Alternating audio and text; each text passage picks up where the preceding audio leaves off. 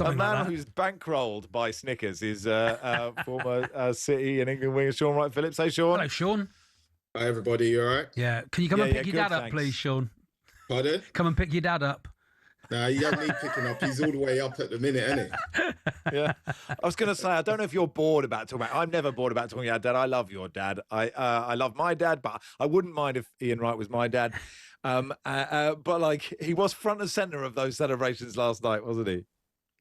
Honestly, he's been waiting for it for a long time. Me as a son, I thought I'd text him, be the honourable son, and say, "Congratulations, Dad. You deserved it. Look at him. Yeah. He don't even drink that stuff."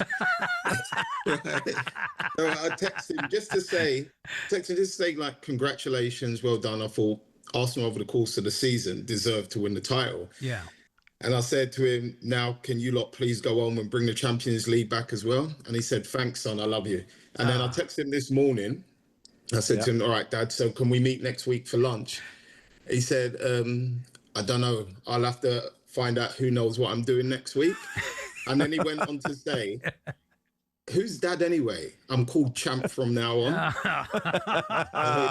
The banter's already started. Yeah, that's the thing. I'm really like, we just had Perry Groves and Harry Symeou, Arsenal fan and broadcaster, and I was like feeling good for Arsenal, and then they were so smug about it, Sean, that I'm a bit like, I might have changed my opinion. Who do you support, Sean? Who do you support? Do you know what? I've always supported City. When I signed there when I was 15 years old, I just kind of fell in love with the club from then. Yeah, that's good, isn't it? Because it's good. It's good for parents. Like, I've never been able to get my son to support Torquay United. My team just doesn't want to. I don't have no idea why. But, and parents always go, "No, you have to force them. You have to force them." But, your dad's Ian Wright and you don't support Arsenal. So, Yeah, but then if anything, I should support Crystal Palace. Yeah, that's true. It's a good point. It's a good point. So, look, let's talk about City then. Look, I mean, they've won 2 trophies, right? They've come very close to a treble. That isn't a bad. It doesn't feel great today, but that isn't a bad season, is it? In all honesty, it feels great to me. I don't know when the double was looked upon in that way, like it isn't enough. I think winning 1 trophy is hard enough, let alone winning 2.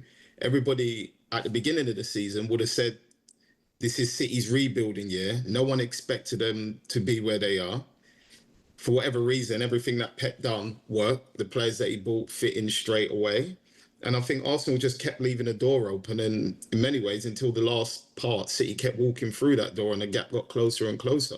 So overall, I think it was quite a successful season for City. Yeah. Look, Pep, by all accounts, is off. They haven't said he is, but like everyone seems to know he is.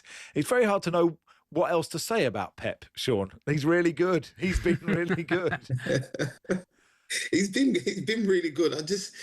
If he is to leave, I think not only Man City fans will be in many ways devastated at that fact. I think because the legacy he's left on the Premier League and even to the points of grassroots football across England has been nothing short of outstanding. The way he's changed a lot of people's mind on the way the game can be played and given people loads of new tactics. If you watch all the new managers that are coming through, they want to say that there's a similarity, but with their own version of it. And it's just changed the way football's played altogether. Yeah, Do you know what, everybody plays out from the back. Every single person. I played a game on Saturday, Charlie? And we played out from the back. And I play 1 game a year.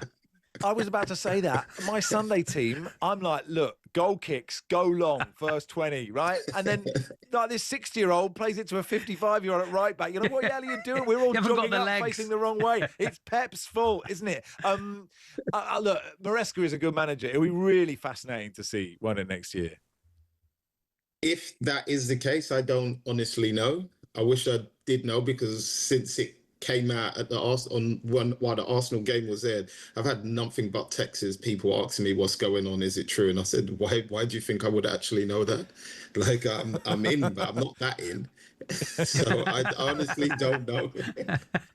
I want to ask you about Max Dowman, actually. I mean, I know he's an Arsenal player, but I'm assuming has he had enough appearances for a medal? Yeah. I saw a text going, he's the tweet saying, I think it was Duncan Alexander saying, the first footballer to win the Premier League since ITV got rid of teletext, just for just to age him. Okay, and to do it before he's got his GCSE results as well, which is quite amazing. How does he kick on from here, Sean? How does he have the guidance to have a long, successful career in football rather than just be, not a flash in the pan, but, for it to peak now? First of all, I have to say, I think he's a massive talent. I think what I've seen him do and what I've seen him do across both age groups, or any age group he seems to play in, he seems to have a massive impact and influence on the game, especially in that attacking third. And not to shy away from just, he's not only good at attacking, you see him doing the dirty, hard yards as well, which not a lot of wingers with that ability like to actually do. Yeah. But he seems like he's enjoying his football. And it's really a hard one, because in England, we like to try and protect our young players. Whereas if you look at, like, maybe in your Spains, if you're 16 and you're good enough, in many ways the age is kind of irrelevant. And he's in that situation now where I feel like he's raring to go. And I feel at the same time, you have to protect him a little bit, but for him to progress at the pace he already has and continue on that trajectory, I feel like he needs to play more games. He needs to feel more a part of that team in terms of winning games. But it's a hard one, because he's behind Saka, who's an unbelievable player as well. So, and if you say he's number 10, then you've got Eze and Odegaard in there. So it's trying to find the right time and to play him in where the pressure is always going to be high, because he's at Arsenal. So everybody knows about Arsenal. But where do you actually fit him in? I would love to watch him play. I keep saying to people, I think for me, watching the way he plays and the way he dribbles and the way he creates opportunities for others and as well as himself, he's, I think, the closest thing that we'll see to Gareth Bale. Wow. Okay. It's interesting though, isn't it, when they say he plays with no fear? Kids play with no fear. If I was 15 in front of that many people, I'd be absolutely bricking it every single. I'd be absolutely terrified of the whole thing. Thanks for coming on, Shaun. Brilliant, Appreciate Shaun. your time. Thank you. Good man. No problem. Shaun Wright-Phillips there. Look, we know Arsenal are the Premier League champions. If you want to hear more from the fallout, former Arsenal midfielder Adrian Clark was alongside Angelina Kelly. The latest talkSPORT daily podcast episodes available now on all of your favourite podcast platforms. That was a look at last night's Premier League action with Snickers.